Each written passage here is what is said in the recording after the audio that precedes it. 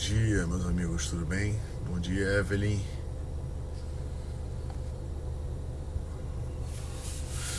Bom dia, Raíssa, tudo bem?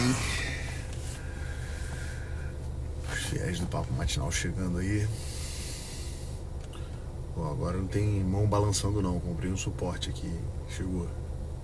Tem um suportezinho agora aqui pra gente poder conversar com estabilidade. É isso? Bom dia, Thaísa, tudo bem? Vamos lá.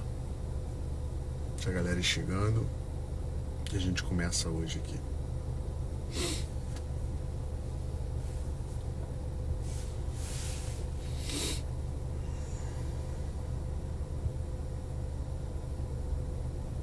Bom dia, bom dia. Seja muito bem-vindo, Thaís. Bom dia, Maria, tudo bem? Vamos lá, galera. Vamos prestigiar a galera que acordou cedo, 7h15 da manhã está aqui conosco. Vamos começar nosso papo matinal de hoje, né?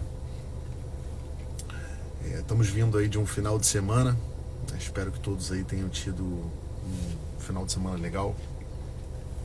Eu queria começar com vocês hoje, conversando sobre uma história que é interessante assim com os meus filhos, né?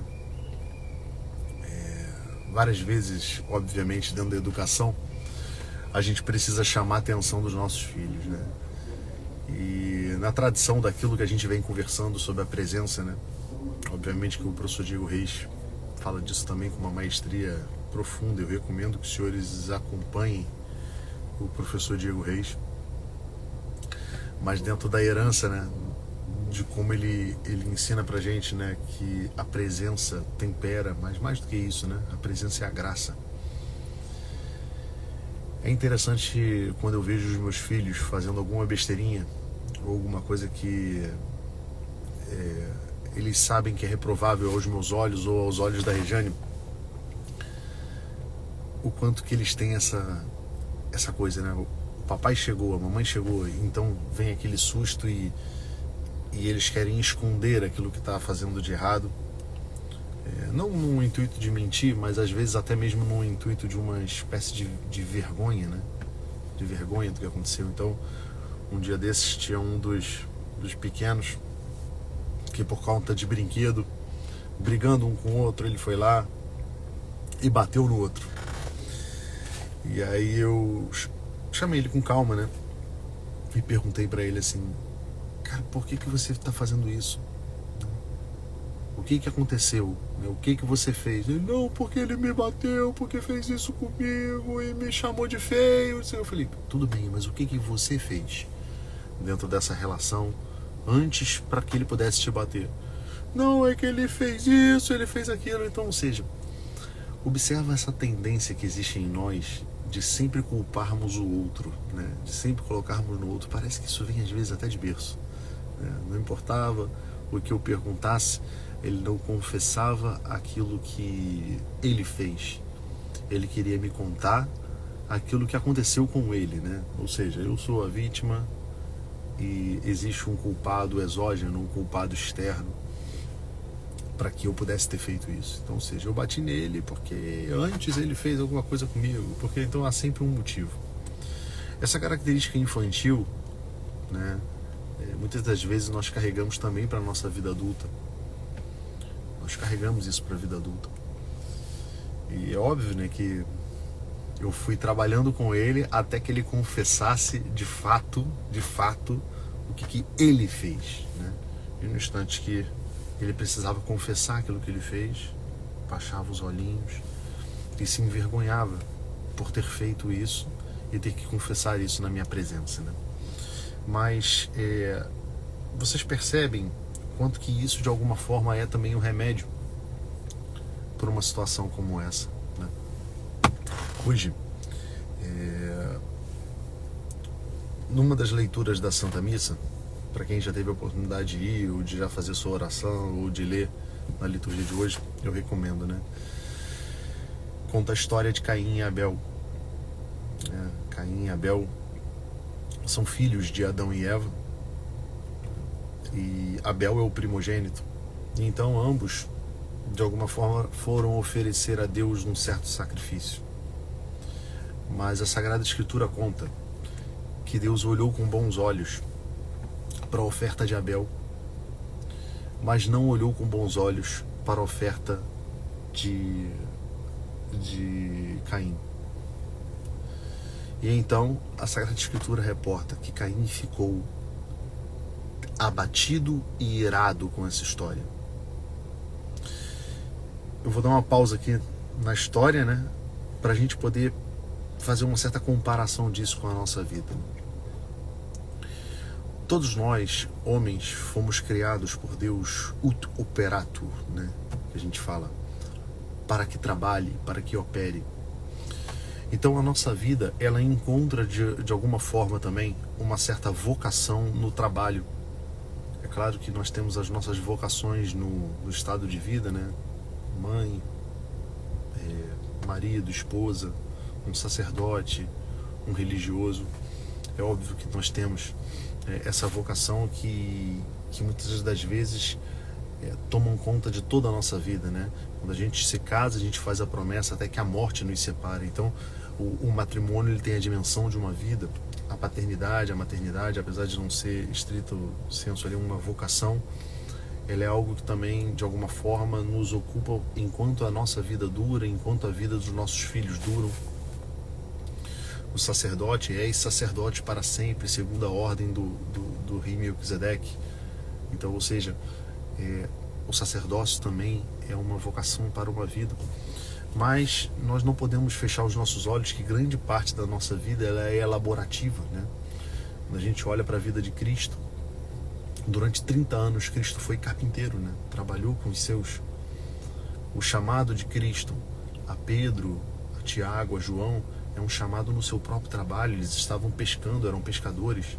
Porém, vem agora, Pedro, que eu te farei pescador de homens. Então, ou seja, Deus pega o trabalho, não despreza o trabalho de Pedro, mas eleva o trabalho de Pedro a uma perfeição maior. Então, não há dúvida que o trabalho, ele executa uma função grande na nossa vida. Mas o quanto que estamos perdidos com relação a isso hoje, né? Talvez grande parte de vocês que estejam aqui vivendo, vivem uma dúvida vocacional, né? Vivem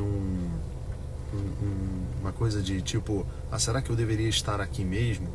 Será que, ou então as mulheres que trabalham em casa ou estão com os seus filhos, né, com aquela dúvida, será que eu não deveria trabalhar, eu deveria ganhar meu dinheiro, né? E essas coisas, esses pensamentos parecem que nos atormentam de alguma forma, né? Mas no entanto, o trabalho ele é na nossa vida um chamado vocacional também, né? Ele é um chamado vocacional. E esse chamado vocacional, nós precisamos olhar ele na nossa circunstância. A nossa circunstância, a nossa vida, ela fala um pouco sobre o que nós fazemos. E a pergunta hoje, né, que nós deveríamos nos fazer ao início desse dia é: como eu estou lidando com um trabalho que hoje está na minha circunstância? Maurício, mas a questão é que eu estou estudando para concurso, né? Estou estudando para concurso público, eu não estou satisfeito no emprego, mas eu tenho que viver desse emprego aqui porque eu preciso do dinheiro para pagar o meu curso que eu estou estudando, né? Ok, tudo bem, mas perceba o seguinte: o trabalho onde você está hoje, ele é o seu trabalho, ele é a sua circunstância, ele é o teu chamado vocacional no dia de hoje. Nada que nos acontece nessa vida, ela acontece sem a vontade de Deus ou sem uma permissão de Deus. Nem sempre aquilo que a gente faz, aquilo que a gente está fazendo é as mil maravilhas, né? Eu não gosto muito daquela frase do que as pessoas dizem, né? Quem faz o que gosta vive de férias. Isso é muito relativo, porque a verdade é que por mais que a gente goste do nosso trabalho, 60%, 70% do nosso trabalho vai ser esforço, vai ser sofrimento, vai ser entrega, vai ser sacrifício. Por mais que a gente goste do nosso trabalho. Estou vindo aqui, chegando aqui agora mais cedo aqui no meu trabalho. Hoje tem uma série de documentos para ver, uma série de pessoas para conversar. Algumas delas nos premiam com uma certa satisfação da gente ter vencido alguma coisa, ter conseguido concluir algum projeto. Outras delas é esforço, é dedicação, é concentração, é vontade, é suportar as mazelas de outras pessoas, é resolver alguns pepinos da vida. Ou seja, o trabalho ele não é um parque de diversão, mas se nós não dedicamos uma verdadeira atenção a ele, se nós não fazemos as coisas com um verdadeiro amor, a nossa vida fica sofrida. E é isso que conta a história de Caim e Abel, né? A oferta de Caim não foi aceita. Que tristeza vai ser a gente chegar ao final do nosso dia, quando a gente botar a cabeça no nosso travesseiro e a gente for fazer o nosso exame de consciência e a gente perceber que trabalhamos mal, que entregamos mal, que recebemos mal os nossos clientes, os nossos pacientes, que não fomos capazes de sorrir durante um dia de trabalho, que não fomos capazes de dar bom dia, de olhar nos olhos, de reconhecer as vontades, que não fomos capazes de nos envolver com as questões alheias. Isso é um mal que hoje a gente vive, sabia? Talvez fruto do nosso mundo utilitarista. Quem nunca precisou de algum serviço e não ouviu aquelas respostas mecânicas do tipo: não, prezado cliente, infelizmente isso não está dentro dos serviços que nós podemos realizar. Nós pedimos desculpas pelo transtorno, mas infelizmente nós não podemos ajudar. Ou seja, quando você percebe nas pessoas que não há um pequeno esforço, uma pequena empatia de se colocar no seu lugar, ver a condição que você está, aonde foi parar aquelas pessoas que rompiam os protocolos, que paravam as suas questões no seu trabalho, olhavam de forma mais profunda para o problema do outro e se arriscava de alguma forma em tentar ajudar. Eu estou falando isso daqui, claro, dando um exemplo de uma espécie de um atendimento ao cliente, mas talvez isso aconteça na sua repartição pública e mais, nem sempre com o cliente, mas às vezes com os seus colegas de trabalho, com o seu chefe ou com o seu subordinado. Será que você tem olhado hoje no teu dia para o teu chefe e tem visto o peso que carrega nas costas dele e tem tentado tornar a vida dele mais fácil, mais tranquila? Será que você tem olhado o ser humano por trás daquilo e procurá-lo ajudar de forma humana mesmo? Ou será que existe nisso tudo muito mais uma espécie de uma inveja porque ele ganha mais, esse tipo de coisa? E você, chefe, será que tem olhado para o teu subordinado de uma forma em que você reconhece os problemas daquela pessoa? Eu não estou dizendo dessa coisa da gente ficar mamãezando os nossos subordinados, mas eu digo no sentido dos nossos funcionários, a gente realmente entender o motivo deles, ou será que a gente fica olhando somente para o caráter funcional? Qual é o tipo de trabalho que nós estamos entregando? Essa é a pergunta. Será que estamos trabalhando bem? Será que estamos oferecendo uma boa oferta como a de Abel? Ou será que estamos entregando uma oferta como a de Caim? A Ana está colocando aqui, né? Sem dúvida a chave é se colocar no lugar do outro, né? É o que hoje a linguagem moderna chama de empatia, né? É empatos, ou seja, estar dentro da paixão ali, né? Entender de fato o que está acontecendo. No instante em que a oferta de Caim ela não foi aceita, a Sagrada Escritura ela conta pra gente que o rosto de Caim nesse instante ficou irado e abatido. Irado e abatido. O que acontece conosco quando nós começamos a trabalhar mal, a entregar mal? Nós, homens, fomos criados ut operato, para que trabalhe, para que opere. E quando essa vocação não é bem realizada, quando esse caminho não é bem trilhado, o que acontece em nós? Nós ficamos abatidos, ou seja, experimentamos uma espécie de preguiça, de relaxamento da vontade. Parece que não temos mais desejo de fazer outras coisas, a nossa vida fica desgostosa. E irado, ou seja, experimentamos uma ira, uma raiva. E aqui eu quero abrir espaço para mostrar para vocês como funciona um sentimento complexo que às vezes a gente chama de inveja, tá? Às vezes as pessoas quando estão com as crianças, né, como são todos pequenininhos, aí nasceu um pequenininho há um ano atrás, né? E aí é normal as pessoas perguntarem coisas do tipo assim: e os irmãos estão sentindo ciúme, né? Sobretudo porque tem ainda um outro pequenininho imediatamente próximo ali, né? Tem o Bernardo, que tem 1 aninho, o Antônio tem 3.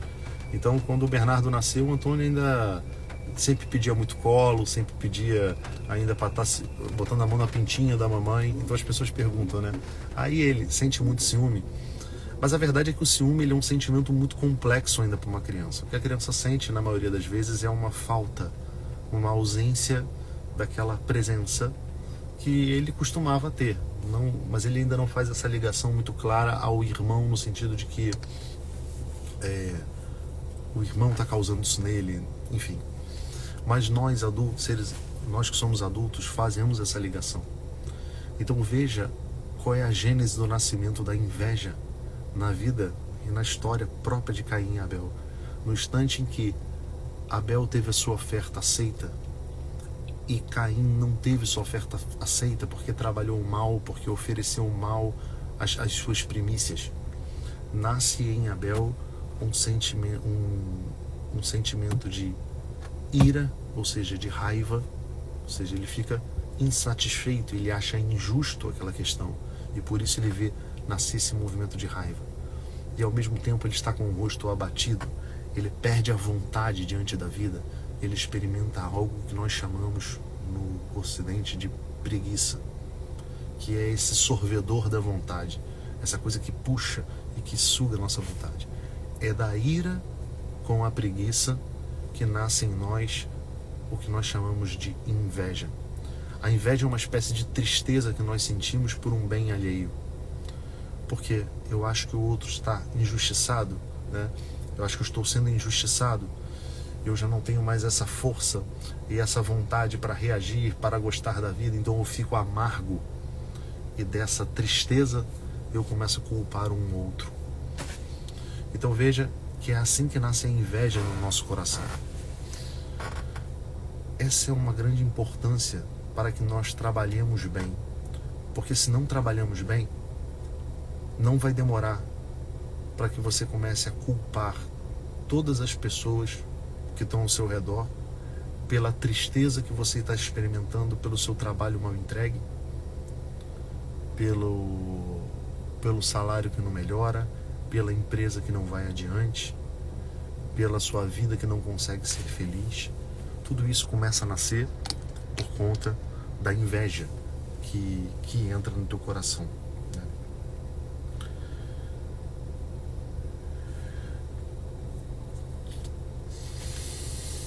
Quando nós experimentamos uma inveja, a presença de um outro que está trabalhando bem, que está vivendo bem a sua vida, né? Essa presença ela nos tortura de alguma forma. A inveja é essa tristeza que nós sentimos quando vemos uma outra pessoa prosperar. E isso começa a minar a nossa vida, isso começa a minar a nossa vocação, né? A gente começa a experimentar essa tristeza. Qual foi o castigo que recaiu sobre Caim nessa história toda? Caim já irado e abatido, a tortura, a presença de Abel, né?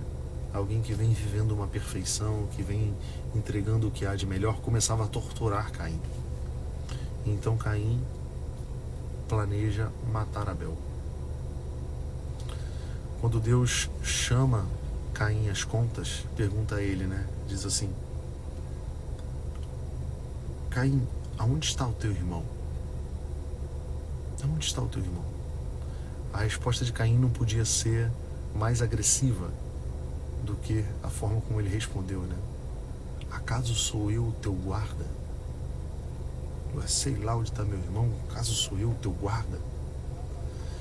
Meus queridos, hoje nós temos essa oportunidade no nosso trabalho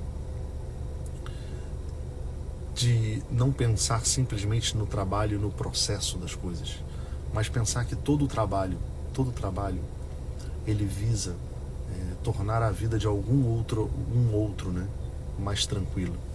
Se você olhar nas suas mãos aí agora, nesse exato momento, você tem infinitas coisas do trabalho humano, né? Para que esse celular pudesse estar aqui e a gente pudesse estar agora se falando aqui através dessa live, existe algum operador aí em algum lugar que está operando uma rede telefônica, que está operando uma internet. Existe alguém que fabricou o celular, que fabricou a capinha do celular, o brilhante suporte que eu prometi para vocês e que está aqui hoje, para não ficar tremendo, né? Eu estou falando com vocês de dentro do carro, né? Para que eu não pudesse falar com vocês de dentro do sol e pudesse ter uma certa privacidade, melhorar um pouco a questão do som, né? Mas alguém fez esse carro. Alguém trabalhou no posto de gasolina para abastecê-lo. Para eu estar falando aqui com vocês, eu estou vestindo uma roupa. Alguém fez essa roupa. Com alguém eu estudei para poder trazer o conhecimento. Então, para uma simples atividade humana, é infinita a quantidade de trabalho humano que existe aqui. E é óbvio que para que tudo isso acontecesse, eu não pude fazer isso tudo sozinho. Não fui eu que fiz o carro, não fui eu que fiz o celular, não fui eu que trabalhei o petróleo para que ele virasse gasolina, para poder estar no carro, para eu poder estar no carro falando com vocês. Eu não estou aqui em nenhum instante preocupado em manter a internet ou a rede telefônica em funcionamento. Então, todos nós usufruímos do trabalho humano, e o trabalho humano precisa ser bem feito. Não só pelos outros, mas também por nós. A nossa felicidade, ela depende de como nós nos entregamos, muitas das vezes, a esse trabalho. Como que nós vivemos exatamente cada uma espécie desse trabalho. Mas também, sim, o trabalho pensado no outro, ele ajuda a gente a dar uma profundidade ao trabalho muito maior do que o que a gente realmente dá. E aí o que acontece? O castigo de Caim é viver fugitivo sobre a terra e vagar, né? Perdido. Vagar perdido. Essa é a consequência de nós, né? Para nós, quando também não procuramos viver bem no nosso trabalho, né? A nossa vida vai ficando sem função, a nossa vida vai perdendo um tônus, a tensão que nos mantém firmes numa certa caminhada. Então que hoje, a Ana está colocando aqui, né? É lindo quando percebemos tudo isso, somos impactados pelo fruto do trabalho de nossos irmãos. Linda reflexão. É sim, todo o trabalho dos nossos irmãos, nós deveríamos desenvolver de alguma forma uma espécie de gratidão às pessoas por isso, né? Uma gratidão, será que a gente tem sido grato às pessoas pelo trabalho que elas nos oferecem? Cara, pense na pessoa que trabalha na tua casa e que te ajuda de alguma forma a limpar a tua casa. Quantas vezes você olhou nos olhos dela e a agradeceu verdadeiramente por você ter a oportunidade de chegar na sua casa e sua casa está limpa? Ou a pessoa que limpa o seu setor, ou a pessoa que faz o pão de manhã, que acorda mais cedo para que você possa tomar um café da manhã com o seu pão. Esse cuidado e esse olhar atento para as realidades da vida faz a gente se sentir um pouco melhor, sabe? Faz a gente olhar para a vida e ver que a vida é uma dádiva, é um presente. Mas hoje, sobretudo, eu quero que você se concentre também no teu dia, hoje no teu exame de consciência, para que você pense se você tem sido essa pessoa que tem feito o trabalho com esse amor também, né? Porque algumas pessoas dependem de você. Então, quando você diz, volta aqui semana que vem, e a pessoa já perdeu um tempo para poder ir lá despachar com você alguma coisa, e você volta aqui semana que vem porque eu tô com preguiça, hoje eu tô com dor de cabeça. Quando você chega atrasado no teu compromisso, né, e que você deixa as pessoas esperando, simplesmente porque aquelas pessoas elas não têm como reagir contra você, porque falta o poder no mundo. Ou quando você entrega um trabalho que não tem a qualidade devida, né, que possa dar durabilidade àquele trabalho, que possa dar funcionalidade àquele trabalho. Meus amados, meus queridos, nós devemos trabalhar bem, né? E não trabalhar bem só por uma lição de moral do que eu estou falando, mas é porque o trabalho é essa luta vocacional da nossa vida.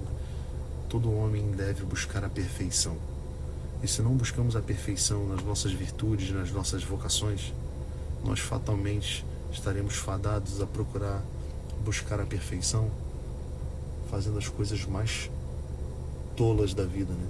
A perfeição do meu bíceps, a perfeição da maquiagem que eu fiz, do botox que eu fiz no rosto, a perfeição dos pesos de proteína que eu começo a pesar para poder me alimentar, a perfeição na limpeza do meu carro, que tem que ser a miúde. O homem foi feito para buscar a perfeição. E se não buscamos a perfeição, buscamos a perfeição dentro da nossa realidade vocacional, na nossa vocação, na nossa vida com Deus, nós começaremos a buscar aperfeições em coisas que são ninharias, perderemos a hierarquia dos amores. E mais do que isso, começaremos a apontar o dedo e julgar aquelas pessoas que estão vivendo a perfeição do seu trabalho, a perfeição da sua vida religiosa, a perfeição do seu matrimônio. Que a nossa vida não seja cheia de inveja, recheada de inveja, recheada dessa tristeza que dizem que está no nosso coração, numa mistura de falta de vontade para ser melhor e de ira para com o outro, né? Que Deus não nos pergunte quando chegarmos no céu ou chegarmos no momento final, né? Não nos pergunte onde está o teu irmão e nós respondamos para ele: acaso sou eu o teu guarda? De alguma forma, aquela imagem daquela pessoa que dependia do teu testemunho, que dependia dos teus serviços, que dependia do teu amor, que dependia da tua atitude, essa imagem, ela vai ficar na cabeça de Deus até que você console o coração dele, né? Tem até uma música que diz isso, né? Onde andará aquele que eu concebi, que eu confiei aos cuidados teus? Onde andará o que o dia se descuidou? Acaso os erros que cometeu são maiores que os teus? Braços fortes te dei para levantá-lo, meu amor eu te dei para aliviar a dor que ele enfrentou por querer e não conseguir ser fiel, né? Mas igual a ti ele espera o céu.